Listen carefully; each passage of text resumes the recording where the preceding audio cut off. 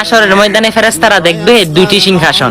তখন আল্লাহকে বলবে, আল্লাহ এই সিংহাসনেতে একটাতে আপনি বসবেন আর একটাতে কে বসবে?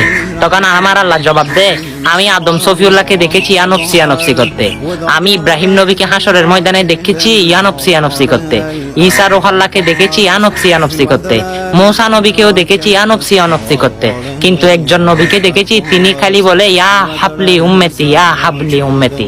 হ্যাঁ, তিনি আপনার নবী। হ্যাঁ, আমার নবীর এত মর্যাদা এত গুণগুলো আপনারা কি সেই নবীর উম্মত হয়ে মানুষের কাছে পাঠাই দিতে পারেন না?